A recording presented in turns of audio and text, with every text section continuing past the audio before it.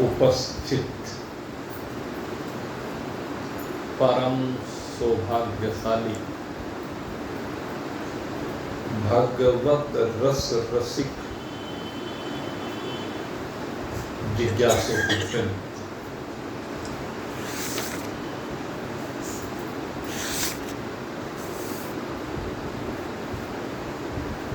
पूर्व के सत्संग में जो हमारी चर्चा चल रही थी वह इस विषय को लेकर के चल रही थी कि अकृत देव विधि पूर्वक गुरु की शरण को प्राप्त हुआ और गुरुदेव ने सर्वप्रथम मंगलाचरण करते हुए उपदेश को आगे बढ़ाया। मंगलाचरण के 3 प्रयोजन बताए गए। एक प्रयोजन है कि जिस प्रयोजन को लेकर के हम आगे बढ़ रहे हैं वह निर्विघ्न परिपूर्ण हो जाए। दूसरा प्रयोजन है आस्तिक परंपरा बनी रहे। तीसरा प्रयोजन है कहने सुनने लायक वातावरण बन जाता है। और ये मंगलाचरण भी 3 प्रकार का होता है। एक वस्तु निर्देशात्मक मंगलाचरण होता है, एक इष्ट देव नमस्कारात्मक वाचक मंगलाचरण होता है और एक गुरु के द्वारा आशीर्वादात्मक मंगलाचरण हुआ करता है। इन 3 प्रकार के मंगलाचरण के अतिरिक्त मंगलाचरण का एक भाग शीश की ओर से भी होता है और शीश की ओर से जो मंगलाचरण का भाग होता है उसमें शीश के द्वारा अपने गुरु की महिमा का वर्णन करते हुए उनको नमस्कार किया जाता है। और जब इस प्रकार से शीश के द्वारा नमन किया जाता है तदुपरांत उपदेश प्रारंभ होता है। उस उपदेश में अनेकानेक साधनाएं बताई गई जिनमें से एक साधना का स्वरूप आपके सन्मुख रखने का प्रयास किया गया था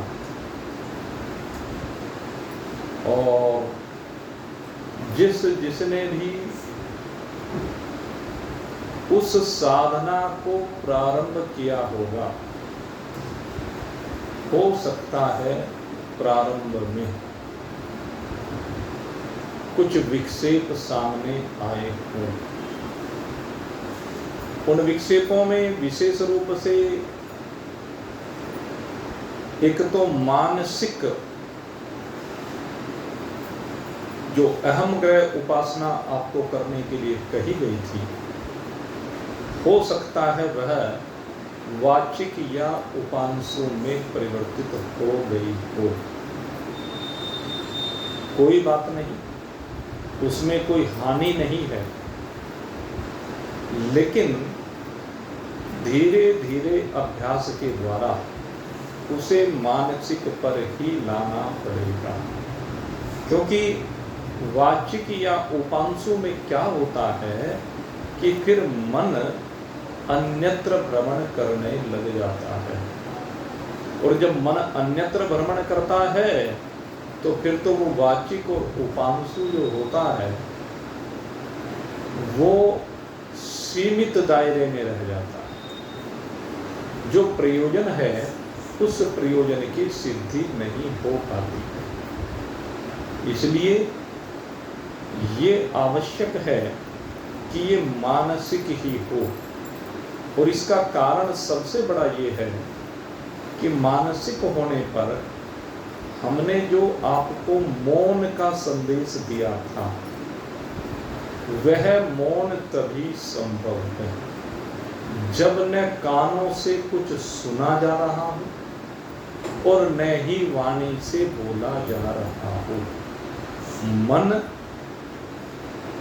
की इस अहम ग्रह उपासना में ये प्रभाव आपको दिखाई देगा कि फिर न आपको कान से सुनेगा, अर्थात शब्द अन्यत्र रूप में आपके अंदर प्रवेश नहीं करेगा, दूसरे शब्द आपके अंदर से प्रवाहित भी नहीं होगा। तो ये शब्द का मौन हो जाता है। और ये शब्द का मौन होते ही जब मानसिक अहम ग्रह उपासना होती है तो सब इंद्रियों का मौन, ज्ञानेंद्रियों का भी और कर्मेंद्रियों का भी सिद्ध होता चला जाता है। तदुपरांत ये मानसिक अहम ग्रह उपासना आपको आपके स्वरूप के निकट लेकर के आ जाती है। तो खैर, जिसने प्रारंभ किया उसको जो भी कुछ थोड़ी बहुत अभी समस्या आई होगी, वह समस्या अति शीघ्र दूर हो जाएगी, क्योंकि इसके लिए हम भी भगवान से बारंबार प्रार्थना करेंगे कि ये ज्ञानेंद्रिय और कर्मेंद्रिय आपकी उस स्थिति में शांत होती चली जाए, जिससे आपका चित्त केवल और केवल अपने स्वरूप में विराजमान हो। और सबसे बड़ी बात ये है कि ऐसा करते करते आप देखेंगे, अगर 2 घंटे का प्रारंभ में आपने अभ्यास बनाया तो ये 2 घंटे का अभ्यास ज़्यादा दिन नहीं लगेंगे, ज़्यादा से ज़्यादा 1 मास का समय लगेगा। उस 1 मास के समय में हर समय आपको फिर शिवोहम शिवोहम शिवोहम इसका अनुभव अपने रोम रोम से होता प्रतीत होगा, और ये सिद्ध है। तदुपरांत ये आपकी भावना आपको अति शीघ्र अपने स्वरूप में विराजमान कर देगी। अतः निरंतर इस साधना के द्वारा प्रयास करें। और जहाँ तक बात गुरु की है, तो गुरु तो निरंतर यही प्रयास करता है। जब शिष्य उसकी शरण में आता है, वेदवाद वृक्ष बन भेदवादी वायु आय, पकर हलाय क्रिया कंटक पसारी के, सरल सुसोत शीश कंद पुनितोरी गिरी, मूलन में फेरत फिरत फेरी पारिके, पेखी सुपथिक भगवान जान अनुचित, अंक में उठाय ध्याय व्यास रूप धारी के, सूत्र को बनाई जाल बन को विभाग की, करत प्रणाम ताही निश्चल पुकारी के। तो यहाँ पर गुरुदेव क्या करते हैं, वेदांत ग्रंथ के जो आचार्य हैं, किसी सामान्य आचार्य की बात यहाँ पर नहीं हो रही, केवल वेदांत शास्त्र का ज्ञान प्रदान करने वाले जो आचार्य हैं, गुरु हैं, वो क्या काम करते हैं एक उदाहरण दिया, जैसे वायु होती है और वायु जब वन में चलती है, तीव्र गति से चलती है, तो जो वृक्ष होते हैं वन के, वो उन्हें हिलाती है। उन वृक्ष को हिलाने से जो दो तरह के वृक्ष होते हैं, कहते हैं वन में, आपने बहुत सुना होगा कि कटीली झाड़ियाँ होती हैं, दूसरे ये भी सुना होगा कि वहाँ पर पुष्प भी खिले हुए होते हैं। तो क्या होता है कि जिस समय वायु का प्रवाह होता है तीव्र गति से, तो वो वायु उन पुष्पों को, कमल के पुष्पों को या अन्य पुष्पों को, कहिए किसी भी पुष्प को कह दीजिए, उन स्थानों से तोड़ देती है। जब आंधी चलती है तो आपने देखा होगा बहुत फूल पत्तियां टूट जाती हैं, और वे टूट करके क्या होता है, कहते हैं वायु के वेग से वो उन कांटों के ऊपर जा करके गिरते चले जाते हैं। वो पुष्प उनके ऊपर गिरते हैं, उन पुष्पों को कांटे चुभते हैं, और जब ऐसी दशा कोई पथिक उन पुष्पों की देखता है, तो पथिक जो है उसके मन में एक भावना आती है। कोई भी राहगीर जा रहा है तो उस राहगीर के मन में उन पुष्पों को कांटों के ऊपर गिरते हुए देखकर, उनकी व्यथा को देख करके, उनके उस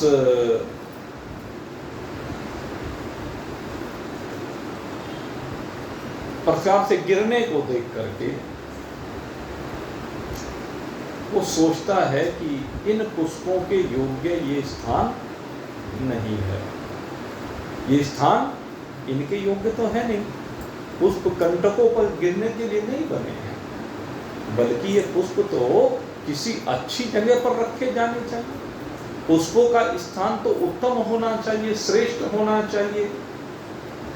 ऐसा विचार करके वो पथिक उन पुष्पों को उठा लेता है और फिर विचार करता है कि चलो अब तो मैंने उठा लिए, लेकिन फिर से वायु आएगी, फिर से हवा चलेगी, फिर से ये पुष्प टूटेंगे और फिर से ये पुष्प टूट करके कांटों के ऊपर गिरे। स्वाभाविक सी बात है। तो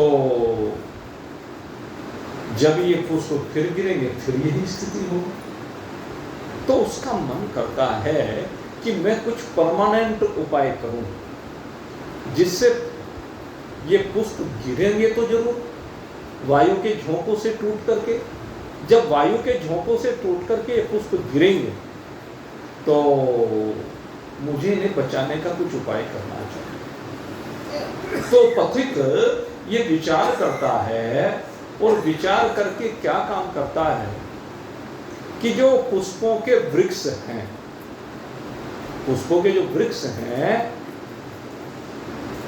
उनके आसपास सूत्र से, धागे से एक जाल बुन देता है, और वो जब जाल किस तरह से बुनता है कि जब ये हवा के झोंकों से पुष्प टूटे तो हवा के झोंकों से पुष्प के टूटने पर ये पुष्प फिर कांटों के ऊपर ना गिरे।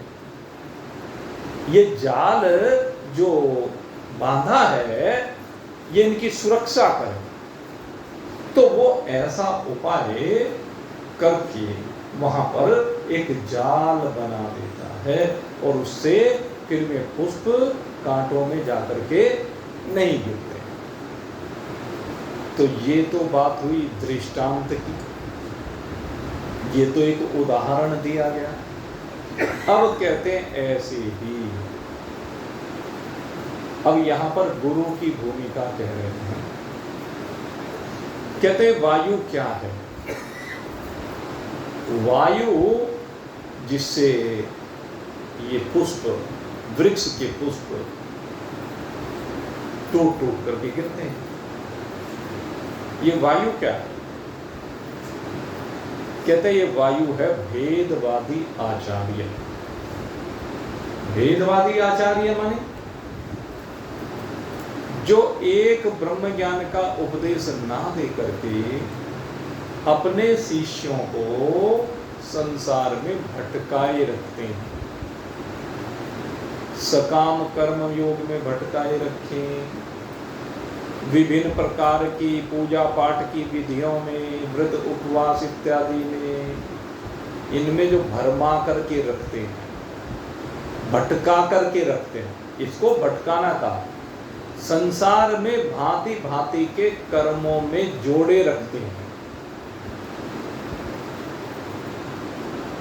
ये जो भिन्न भिन्न प्रकार के कर्म हैं, यद्यपि लगता है प्रारंभिक दौर में कि ये सब कर्म बहुत अच्छे हैं भी, ऐसा नहीं कि है नहीं।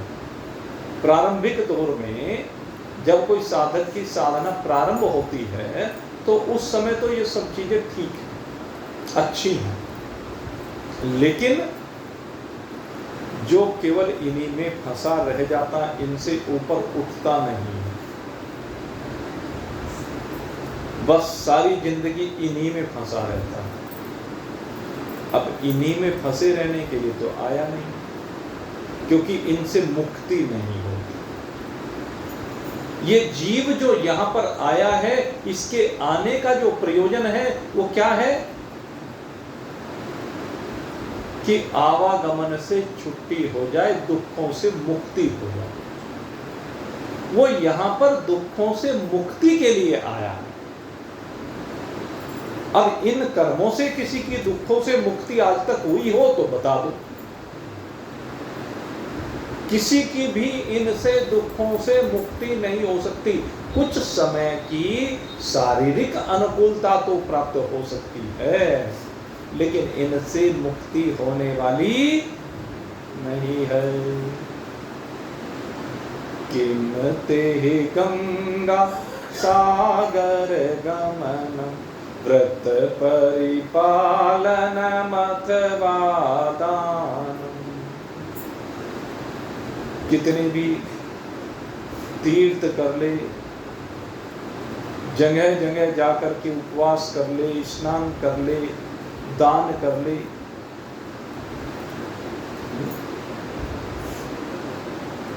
कितने भी प्रकार के, रोज भंडारे चला ले, डेली अन्न क्षेत्र चला ले, खूब पूजा पाठ कर ले, कहते ये सब साधन अच्छे हैं, लेकिन इन सब से मूल सहित दुखों से मुक्ति होने वाली नहीं है। परोपकार के कितने भी रूप, कितने भी यज्ञ करते रहो, लेकिन कारण सहित दुखों की निवृत्ति इनसे हो नहीं सकती। सीधी बात है।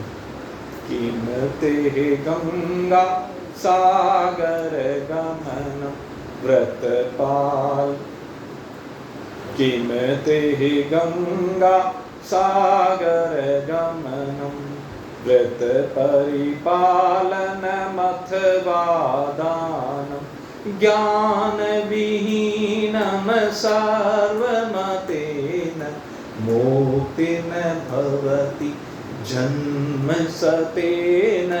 भज गोविंदम भज गोविंदम गोविंदम भज मूढ़मते। क्या कहा? ज्ञान विहीनम सर्वमतेन। कहता है जब तक अपने स्वरूप का ज्ञान नहीं होता मुक्ति न भवति जन्म सतेन। सैकड़ों जन्मों तक पूजा पाठ करते रहना, परोपकार दान यज्ञ व्रत उपवास करते रहना, लेकिन इनसे मुक्ति होने वाली नहीं है। मुक्ति कैसे होगी? केवल और केवल अपने स्वरूप के बोध से होगी।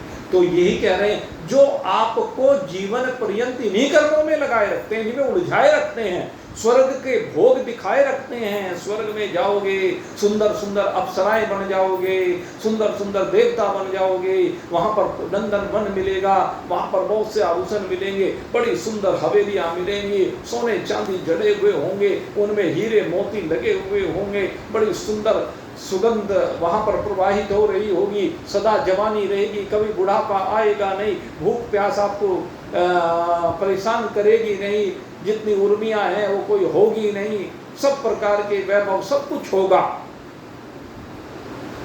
लेकिन क्षीणे पुण्य मृत्यु लोके ही विशंति, लेकिन जिस दिन पुण्य क्षीण हो जाएंगे, दिया हुआ दान का खाता खजाना खत्म हो जाएगा, उस दिन फिर से लौट करके यही मृत्यु लोक में फिर से वहीं से अध्याय शुरू हो जाएगा। जहां से अध्याय छोड़ के गए वहीं से फिर शुरू हो जाएगा। तो इसलिए कहा ऐसे जो भेदवादी आचार्य है, जिनकी निष्ठा केवल इन्हीं में रह गई है, इनसे ऊपर जो उठ नहीं रहे, ये आपको ऊपर उठाने में सहायक तो हैं, लेकिन ये अंतिम मंजिल नहीं है, इसलिए इनसे ऊपर उठना जरूरी है। और इनमें फंसे हुए वो भेदवादी आचार्य स्वयं भी फंसे हुए हैं और दूसरे को भी फंसाए रखते हैं। क्या होता है, भेदवादी लोग स्वयं तो फंसे हुए हैं ही, दूसरे को भी फंसाए हुए हैं। तो भेदवादी लोग क्या करते हैं, कहते ये जो शिष्य है ये कैसा है, कमल के फूल के समान कोमल शिष्य है, ये कमल के फूल के समान कोमल शिष्य को ये भेदवादी आचार्य रूपी वायु का झोंका ले जा करके बार बार कंटकों में गिराता रहता है, जिससे इस शिष्य को अनेकानेक प्रकार के सूल चुभते रहते हैं, कंटक चुभते रहते हैं, ये उनसे बाहर आ नहीं पाता। कभी हवाई यात्रा कराएंगे, कभी धरती की यात्रा कराएंगे, कभी कीचड़ में डलाएंगे, कभी कांटों में फंसाएंगे, कभी पत्थर पे पटक के मारेंगे, कभी सुंदर सुंदर भोग खाने पीने को भोगने को मिलेंगे। यही होगा। भेदवादी आचार्य रूपी वायु इस कमल के पुष्प रूपी कमल की तरह से कोमल शिष्य को भटकाए रखते हैं, पिंड छोड़ के नहीं देते। और इसमें अगर यदि मैं कहूँ ये जो गुरुडम वाले हैं, ये जो चेले बना बना करके चेलों की फौज इकट्ठी करके ऐसे अपने पालतू बना के रखते हैं,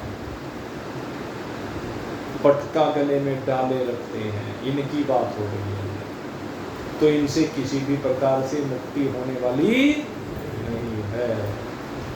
इसलिए मुक्ति चाहते हैं, कहा सीधी बात है, सब दुख से मुक्ति चाहते हैं। और दुख से मुक्ति कब होगी, जब सुख आएगा जीवन में। और सुख कब आएगा, जब आपके जीवन में एक परमात्मा के अतिरिक्त और कुछ न रह जाए, बाकी सबका मौन हो जाएगा, बाकी सब आपके जीवन से बाहर हो जाएंगे, मौन हो जाएगा, आपकी सारी इंद्रियां मौन को प्राप्त होंगी, कोई भी इंद्रिया इधर उधर भटके नहीं, और आपकी जो अंतः इंद्रियां हैं वो परमात्मा के साथ मिल करके एक रूप हो जाएं। ये है आनंद का तरीका। फिर कौन सा आनंद आएगा, जो आनंद परमात्मा का आनंद है, वो आनंद जिससे सारे आनंद प्रकट होते हैं। तो कहते हैं उस स्थिति में क्या होगा, कहते हैं ये व्यास रूपी भगवान विष्णु के अवतार भगवान वेद व्यास, कहते हैं इस शिष्य को ब्रह्मसूत्र के उपदेशों से,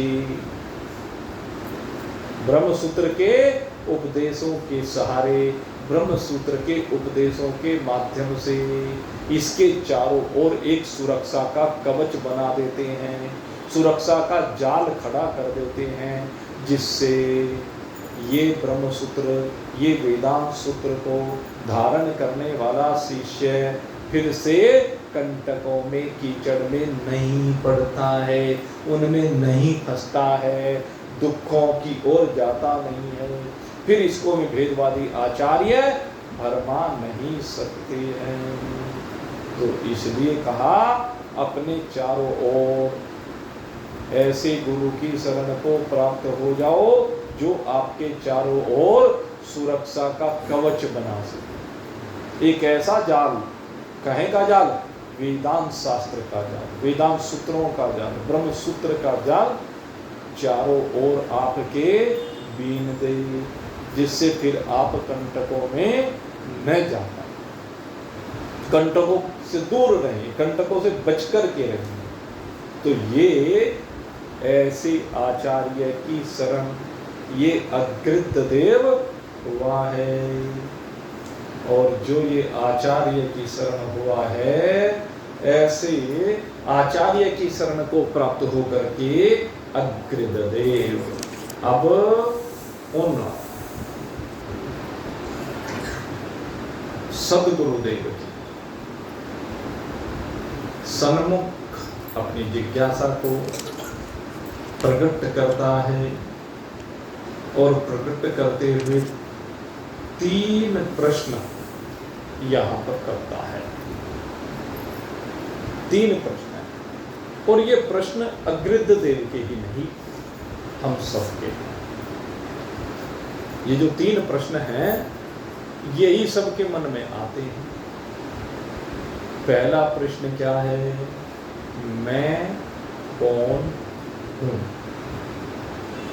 अनेक बार आपको बताया है। सबसे पहला प्रश्न मैं कौन हूं। दूसरा प्रश्न आता है संसार का कर्ता कौन है, और तीसरा प्रश्न आता है मुक्ति का हेतु ज्ञान है या कर्म है या उपासना है या सब मिलजुल के कैसे है।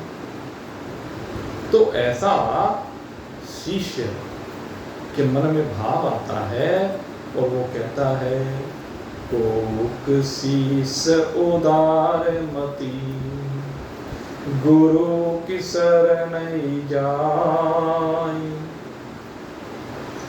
प्रश्न कियो कर जोर के पाद पदम सिर नाई। ऐसा कोई शिष्य जिसके मन में जिज्ञासा होती है, जिसकी मति अत्यंत उदार है,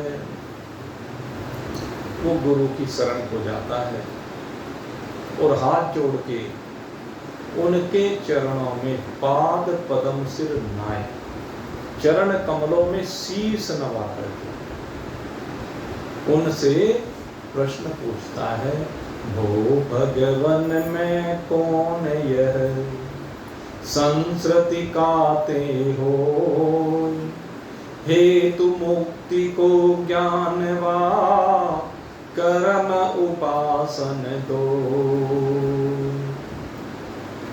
उसका प्रश्न है कि मैं कौन हूं पूछने के पीछे उसका तात्पर्य है।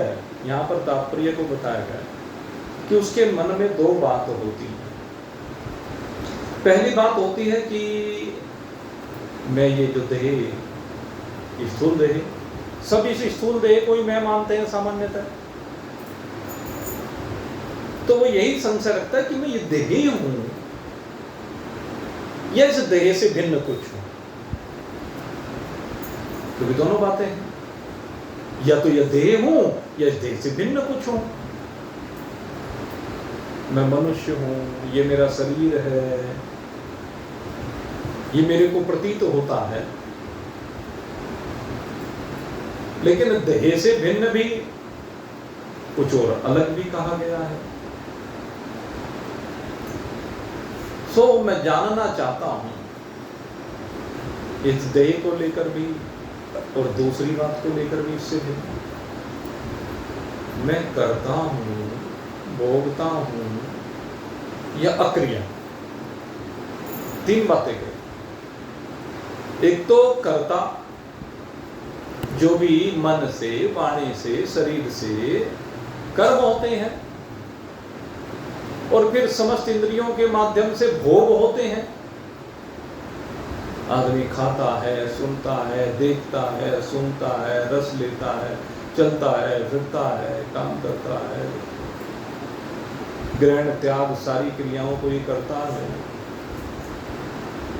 कहते मैं करता हूं या भोगता हूं।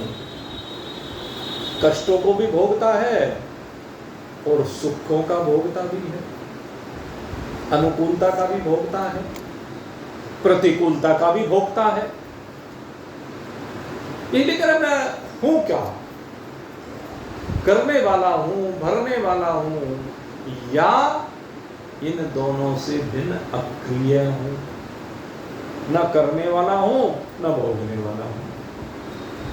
इसलिए हे गुरुदेव, मुझे ये स्पष्ट बताइए। और फिर एक बात मैं और जानना चाहता हूं, ये शरीर भाव को लेकर की बात कहता है कि मैं सब शरीरों में एक ही हूं या अनेक हूं? एक हूं या अनेक हूं? अगर शरीर भाव को लेकर कहूं तो अनेक हूं, और अन्य भाव को लेकर कहूं तो एक हूं। कौन सा हूं? मैं समझ नहीं पा रहा हूं। ये दुविधा की स्थिति है। इससे यह सिद्ध होता है कि वो पूर्णतः अज्ञानी भी नहीं। मुख्य बात क्या है? वो पूर्णतः अज्ञानी नहीं। पूर्णतः ज्ञानी तो कुछ जानता ही नहीं। तो ये जो ज्ञान आ रहा है, ये उनके लिए आ रहा है जो पूर्णतः अज्ञानी नहीं है, अपितु जो उन्नति की ओर बढ़ना चाहते हैं, जो अपने स्वरूप की ओर बढ़ना चाहते हैं, जो सुख की ओर बढ़ना चाहते हैं, जो मुक्ति की ओर बढ़ना चाहते हैं। ये ज्ञान उनके लिए है। ऐसे साधकों के लिए गुरु की विधिवत शरण को प्राप्त होकर के ये ज्ञान का उपदेश कहा जा रहा है। उसके मन में भ्रम तो है, वो दुविधा में तो है, संशय में तो है कि ये ठीक है कि ये ठीक है, ऐसा ठीक है कि वैसा ठीक है, यहाँ ठीक है या वहां ठीक है। 100 तरह की बात है। ऐसा मतलब इस शरीर जैसा, ये इस शरीर से विलग, यहां या वहां, अर्थात कौन से आचार्य के पास? क्योंकि अनेकानेक आचार्य संसार में हैं कि कौन सा आचार्य ठीक? ये कर्म और उपासना का बताने वाला आचार्य ठीक है, ज्ञानियों को बताने वाला ठीक? ये भी संशय है, यहां या वहां। तो अनेकानेक प्रकार के भावों से संयुक्त हुआ ये वृद्ध देव है। और इन भावों में अगर यदि हम अर्जुन का भाव मिलाएं, भगवान श्री कृष्ण ने अर्जुन को उपदेश दिया। जब अर्जुन ने कहा कार्पण्य दोषोपत स्वभाव पृच्छामि त्वाम धर्म सम्मूढ़ चेता यश्रेयाण निश्चितम गुहितन में शिष्यस्ते हम साधु नाम तो। हे प्रभु, मैं आपकी शरण में हूं, आपका शिष्य हूं, मेरे लिए जो श्रेयकर हो वो आप मुझे बताइए। अन्यथा इस समय तो कायरता का जो दोष है वो मेरे ऊपर हावी हो रहा है क्या? मैं तो कायरता के कारण युद्ध से विरक्त हो रहा हूं। आप मेरा मार्गनिर्देशन कीजिए। भगवान ने मार्गनिर्देशन किया, बता दिया, उसके स्वरूप के बारे में बताया। कहले सोच की सीमा से बाहर निकल। जब तक व्यक्ति इस सोच में घुसा रहता, ये या वो, क्या ठीक क्या गलत, तब तक भ्रमता रहता है। इसलिए भगवान ने सबसे पहले ये कहा कि इस सोच से बाहर निकल। असोचान सोचत्वं प्रज्ञावादांश भासते गतासु न गतासु नाम सोचन्ति पंडिता। कहता काय के बारे में सोच रहा है, किसके बारे में सोच रहा है, क्या सोचने की आवश्यकता है? ये सोच फिकर को बाहर, शरीर को प्रारब्ध के हवाले छोड़। पंडित लोग न त्वेवा हम जातुना सन्नतो नेमे जनाधिपम न चैव न भविष्याम सर्वे व्यमत्त परम। कि जो पंडित लोग होते हैं वो किसी के बारे में चिंतन नहीं करते। जो आज हैं उनके बारे में, जो कल आएंगे उनके बारे में, जो चले गए उनके बारे में, किसी के बारे में नहीं सोचते। क्योंकि उन्हें पता है कि तो चक्र चल रहा है कि जो उनसे आज है कल रहेंगे नहीं, जो कल थे वे आज हैं नहीं, जो कल आएंगे वो भी परसों रहेंगे नहीं। इसलिए भगवान उपदेश देते हैं, बहुत सुंदर उपदेश दिया है। आत्मा के स्वरूप को समझाया है, कर्मियों को समझाया है, उपासना को समझाया है, और फिर कहा कि ब्राह्मणी स्थिति में स्थित हो जाए। अगर इस ब्राह्मणी स्थिति में स्थित हो जाएगा, ऐसा ब्राह्मणी स्थिति, स्थित्वा श्यामंत काले का। हे पार्थ, अगर यदि इसमें अंत काल में भी तू स्थित हो जाए, ऐसा ब्राह्मणी स्थिति। कौन सी ब्राह्मणी स्थिति? जिस समय बिल्कुल अचलता है, जैसे कछुआ अपने अंगों को सिकोड़ लेता है, सीमित कर लेता है, कहीं दृष्टि नहीं होती है, बिल्कुल अचल हो जाए। ऐसी ब्राह्मणी स्थिति जब तेरा चित्त न इधर जाए, न उधर जाए, न यहाँ जाए, कहीं ना जाए, तेरा चित्त शांत हो जाए। स्थित्वा श्यामंत काले ब्रह्म निर्वाणम ऋक्षति।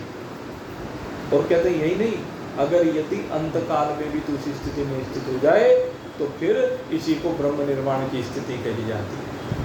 तो जब इस प्रकार से भगवान ने उपदेश दिया तो फिर अर्जुन संशय में आ जाता है। भगवान ने तो संशय से बाहर निकाला, लेकिन अर्जुन फिर से संशय में आ गए। व्यामिश्रणेव वाक्येन बुद्धिर्मोह यसीव में। भगवान से कहता है, प्रभु आपने जो ये कहा है ये तो मिश्रित से वाक्य है, इससे मेरी बुद्धि मोहसी पुनः मोह को प्राप्त हो गई और मेरी समझ में नहीं आ रहा कर्म, उपासना, ज्ञान जो ये कह रहा है गृद्धदेव, यही अर्जुन कह रहा है। तद एकम वद निश्चित है श्रेयो अहम आत्मा। इसलिए हे प्रभु, मुझे निश्चित करके केवल एक बात बताओ, एक रास्ते पर लेकर के चलो, ये 100 रास्ते नहीं। जो एक रास्ता, कौन सा रास्ता? उसने कह दिया फिर दोबारा, यस श्रेयो आत्मया, वो रास्ता जिससे मैं श्रेय को प्राप्त हूं, सर्वश्रेष्ठ स्थिति को प्राप्त हूं, सबसे उत्तम स्थिति में विराजमान हूं। अर्जुन ने दोनों बार श्रेष्ठ मार्ग की बात की, यहां भी और प्रारंभ में विकार पर 225 परीक्षा में तो अंदर में यस श्रेयान, वहां भी यही कहा। क्योंकि एक श्रेय मार्ग होता है, एक प्रेम मार्ग होता है। जो प्रेम मार्ग होता है वो संसार की ओर लगाने के लिए होता है, संसार में भटकाने के लिए होता है, संसार में आसक्ति के लिए होता है। उसमें अनेक प्रकार के कर्म कांड होते हैं, अनेक प्रकार की उपासनाएं होती हैं, लेकिन वे सब रास्ते में भटकाती रहती हैं। और अगर ये श्रेय मार्ग की बात की जाए तो श्रेय मार्ग केवल अपने स्वरूप का बोध होता है, और अपने स्वरूप के बोध के साथ सबके स्वरूप का बोध हो जाता है। इस श्रेय मार्ग की सबसे बड़ी विशेषता यही है, अपने जानते ही, अपने आप को जानते ही सबको जान लिया जाता है। प्रज्ञानम ब्रह्म, जहां पर एक अपने आप को जानने के बाद कुछ भी जानना शेष नहीं रह जाता, क्योंकि सबको जान लिया जाता है। जैसे एक सोने को जान लेने के बाद समस्त आभूषणों को जान लिया जाता है, एक सूत को जानने के बाद समस्त वस्त्रों को जान लिया जाता है। जिस प्रकार से एक लोहे को जानने के बाद समस्त अस्त्र शस्त्रों को जान लिया जाता है, जहां पर जाकर के एक अपने को जानने के बाद सब कुछ जाना हुआ हो जाता है, फिर भी कुछ अपने से अलग रहता नहीं है। क्योंकि जहां पर आकाश, वायु, अग्नि, जल, पृथ्वी ये सब लय को प्राप्त होकर के एक प्रकृति मात्र रह जाते हैं और प्रकृति परमात्मा में जाकर के लय को प्राप्त हो जाती है, उस समय केवल एक परमात्मा के अतिरिक्त दूसरा कुछ भी रहता ही नहीं। तो ये जानना है, अपने आप को परमात्मा रूप से अनुभव करना है। जब अपने आप को परमात्मा रूप से अनुभव करता है तो चराचर जगत एक परमात्मा के अतिरिक्त और कुछ भी नजर आता ही नहीं। शिवोहम, ये है शिवो, वो कल्याणकारी स्वरूप, वो कल्याणकारी तत्व एक मैं ही भिन्न नहीं है। अर्जुन उन मिश्रित वाक्यों को सुनने से, उन कर्म योग और उपासना के वाक्यों को सुनने से भ्रमित हो गया, ज्ञान का सही से निर्णय नहीं कर पाया कि वास्तविक ज्ञान क्या है। जबकि भगवान ने बता दिया नित्य सर्वगत स्थान अचलो एवं सनातन। तो नित्य तत्व है, तो व्यापक तत्व है, तो अचल तत्व है, तो स्थिर तत्व है, और सदा से है। ऐसा नहीं कि बीच में कुछ और था और आज कुछ और है। ये शरीर की अवस्थाएं भले बदलती रहती हों, देहिनो अस्मिन् यथा देहि कौमारं यौवनं जरा तथा देहांतर प्राप्य धीरस्तत्र न मुह्यते। बीच बीच में देह की अवस्थाएं बदलती हैं तो बदलती रहे, देह तो सदा रहने वाली है नहीं, देह तो विनिष्ट हो जाने वाली है, रोज बदलती है, क्षण क्षण में बदलती है, क्षण क्षण में देह रंग बदल जाती है गिरगिट की तरह से। इसलिए देह सत्य नहीं है, अपितु समस्त देहों में रहने वाला वो परमात्मा सत्य है, जिससे सारी देह अस्तित्व पा रही, जिसमें सारी देह विराजमान है, जिसमें सारी देह अपने अपने लीलाएं कर रही हैं। तो वो परमात्मा तत्व है। अपनी उस वास्तविकता को पहचान, अर्जुन को यही उपदेश देते हैं। यही उपदेश यहाँ पर अग्रित देव को गुरु के द्वारा दिया जा रहा है। वो गुरु जो ब्रह्म ज्ञानी है, जो शिष्य को बांधते नहीं खोलते। ये कैसे गुरु हैं? जो अपने यहाँ कोई पटका नहीं डालते, अपना पालतू नहीं बनाते, अपितु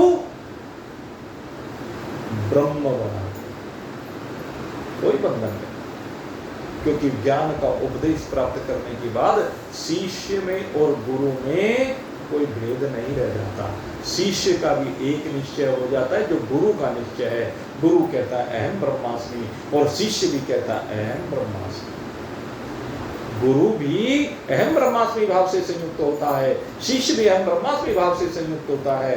लौकिक व्यवहारिक बात अलग है कि वो शिष्य है और वो गुरु है, वो मर्यादा है, परंपरा है, व्यवहार है, वो अलग विषय है। लेकिन अंदर से दोनों एक ही आत्मा है। दोनों आत्माओं में कोई भेद नहीं है, क्योंकि वहां दो है ही नहीं। ये द्वि का भेद दिल से निकाल, इस दो के भेद को ही मन से निकालना, अंदर से निकालना है।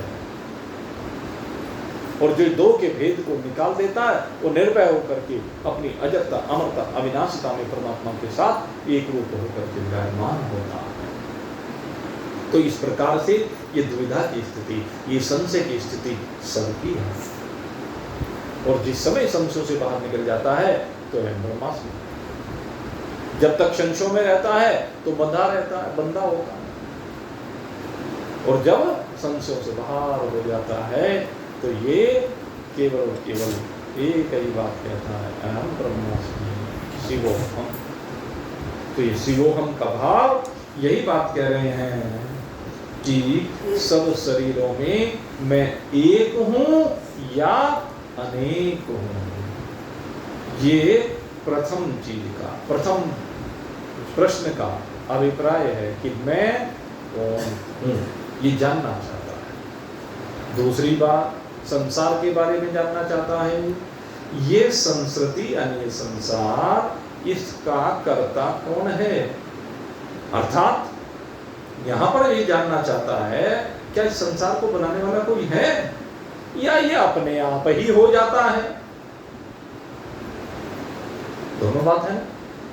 मन में भाव आता है, जो नास्तिक लोग होते हैं वो क्या कहते हैं कि संसार का बनाने वाला कोई नहीं है, परंपरा से चला रहा है, तो प्रकृति अनादि है।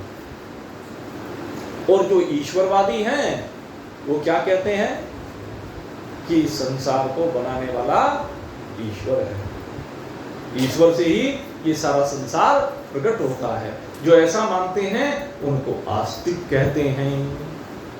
फिर कहते हैं कि मुझे ये स्पष्ट करो कि इसका कोई कर्ता है या नहीं है। अगर कर्ता है, अब कहा कि अगर यदि कर्ता है तो कौन है? ये जीव इस संसार को बनाने वाला है या ईश्वर इस संसार को बनाने वाला है? अब एक बात किया आगे कि जीव ने बनाया संसार या ईश्वर ने बनाया। अब फिर से उसने प्रश्न किया कि अगर आप ये कहते हो कि ईश्वर ने बनाया, तो फिर वो ईश्वर एक देश में स्थित है, एक जगह पर स्थित है या व्यापक है? प्रश्न में से प्रश्न निकलते हैं।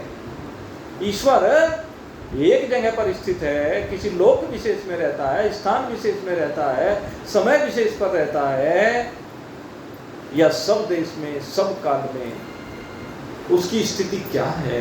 वो व्यापक है।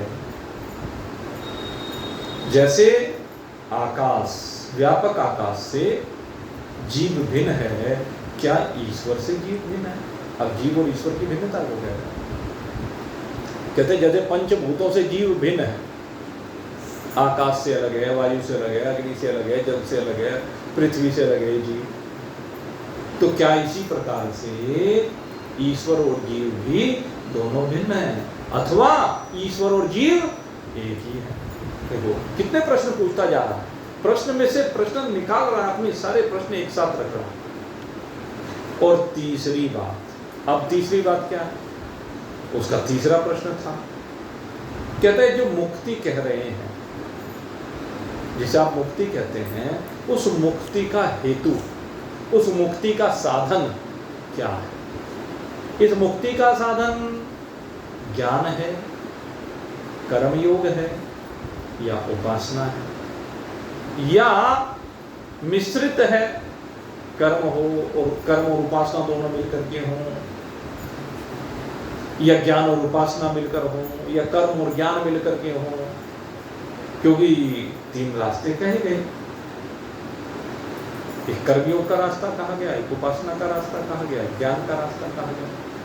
संसार में जितने भी आचार्य मिलेंगे, प्रारंभिक जो आचार्य मिलेंगे, वो सब कर्मयोग में लगाने वाले होते हैं। कर्मयोग से तात्पर्य है पुरुषार्थ के कार्य, परोपकार के कार्य, जिनसे संसार के जीवों का भला होता हो। ऐसे जो कार्य होते हैं वो परोपकारी कार्य, उनको यज्ञ भी कहा जाता है, परोपकार भी कहा जाता है। सदाचरण के अंतर्गत भी ये आते हैं, जो इन कार्यों को करते हैं उनको सदाचारी लोग भी कहा जाता है। भंडारे चढ़ाएं, दवाइयाँ बांटें, इलाज कराएं, गरीब लड़कियों की शादियों में सहायता करें, गरीबों को अन्न जल वस्त्र इत्यादि ये भेंट करें। जो भी अन्न के क्षेत्र में सेवा हो सकती है, वस्त्र के क्षेत्र में, आवास के क्षेत्र में, चिकित्सा के क्षेत्र में, न जाने कितने क्षेत्र हैं। इसके क्षेत्रों का विस्तार इतना है, इसमें आप सीमा नहीं लगा सकते। दुनिया भर में जितनी भी संस्थाएं हैं, अपने अपने तरीके से सब इसी काम में लगी हुई है। इसलिए कर्म का विस्तार अनंत है। कहीं पर किसी चीज की आवश्यकता है, कहीं पर किसी चीज की आवश्यकता है। यूक्रेन में युद्ध चल रहा है, वहां से शरणार्थी भाग भाग करके बाहर जा रहे हैं। अब उन्हें क्या चाहिए? अगर देखा जाए तो सब चीज चाहिए। अब उनको कोई पानी की बोतल उपलब्ध करा रहा है, जाते हुए रास्ते में कोई भोजन की व्यवस्था करा रहा है उनके लिए, कोई उनके लिए आवास की व्यवस्था करा रहा है। अब आवास भी दे दिया, लेकिन आवास के साथ साथ उन्हें केवल आवास से तो काम नहीं चलेगा ना। इस पेट को तो ईंधन चाहिए ना, शरीर ढकने को वस्त्र भी चाहिए, तो संसार में सारी चीज चाहिए। तो अलग अलग समय पर, अलग अलग जगह पर अलग अलग चीजों की आवश्यकता है। गर्मी का मौसम हो तो पानी की आवश्यकता स्वाभाविक ही बढ़ जाती है। लेकिन कोई बद्रीनाथ में जाकर के पानी के प्याऊ लगाए, वहां पर ठंडे मौसम में ठंडा पानी रूबजा पिलवाए तो कोई पिएगा क्या? वहां आवश्यकता तो नहीं है। वहां गर्म कोई पेय पिलवाए तो उसकी आवश्यकता है। तो दोनों अपनी जगह उपयोगी है। और जहां पर बिल्कुल चिलचिलाती धूप पड़ रही हो, जैसे पड़ेगी आने वाले समय में, और उस समय कोई चाय का कैंप लगाए कि गरम गरम चाय पियो जी। अब पीने वाले तो पी जाते हैं, उनका भरोसा कुछ नहीं है, लेकिन कलेजा ही जला रहे हैं। जैसे हमने एक बार देखा, एक हलवाई बैठा हुआ था, गर्मी का बिल्कुल लू चल रही थी, और उस चलती हुई लू में वो एक तो लू ऊपर से भट्टी पर अपना काम कर रहा है, और तीसरे सुट्टे लगा रहा है। मैंने कहा भाई, एक तो तुझे लू जला रही है, दूसरे ही अग्नि तेरे सामने रखी है, अब तीसरी अग्नि की कहाँ जरूरत रह गई थी? भाई लू तेरे हाथ में नहीं, ये तेरा काम है, और तीसरे तो फिर भी ये सुट्टे लगा रहा है। है? तेरी तो ऐसी तैसी होनी होनी। तो भाव क्या है? जहाँ जिस चीज की आवश्यकता हो उसे परोपकार कहते हैं, उसकी पूर्ति करना। ये सब जगह पर संसार में होता है। तो कहा कि क्या ये मुक्ति का साधन है? फिर उपासना की अनेक विधियां हैं। संसार में न जाने कितने प्रकार से भगवान की उपासना बताई गई है। कोई उसको नमस्कार कर लेता है, कोई उस पर जल चढ़ा देता है, कोई उस पर फल फूल चढ़ा देता है, कोई उसका श्रृंगार कर देता है, कोई वस्त्र चढ़ा देता है।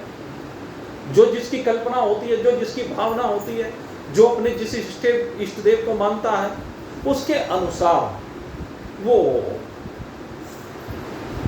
मानता है उसको। तो ये उपासना है भिन्न भिन्न प्रकार की। कहते क्या ये साधन है? अथवा जो ये सब शरीरों की सीमाओं से बाहर निकल करके शरीरों से विलग शरीरों को धारण करने वाला अपना जो आत्मा है उसको जानना, जिसे ज्ञान कहा जाता है, ये मुक्ति का हेतु है। तो उसके मन में संशय है।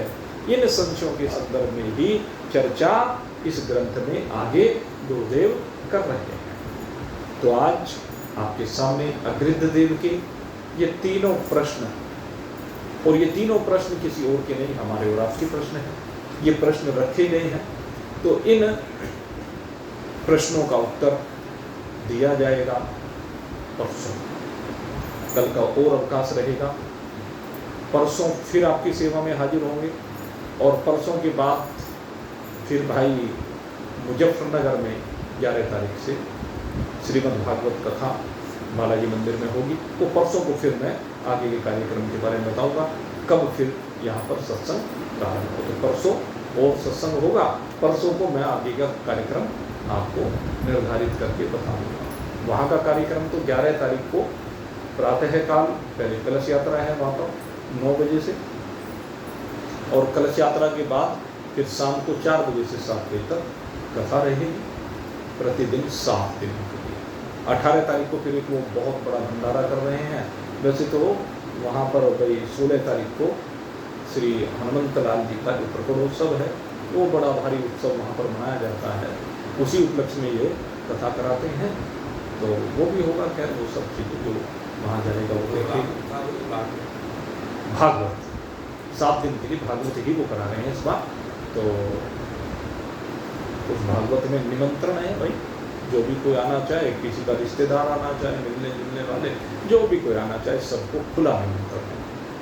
जो कोगड़ा मंडी है मुजफ्फरनगर में, जो नई मंडी बनी थी, उसी के अंदर बालाजी धाम है, और उसी के मंदिर के सामने ही बिल्कुल एक बहुत बड़ा उन्होंने सत्संग भवन बनाया है। उस सत्संग भवन के अंदर कथा अब यहीं पर सबके लिए शुभकामना करते हुए आज के सत्संग को विश्राम।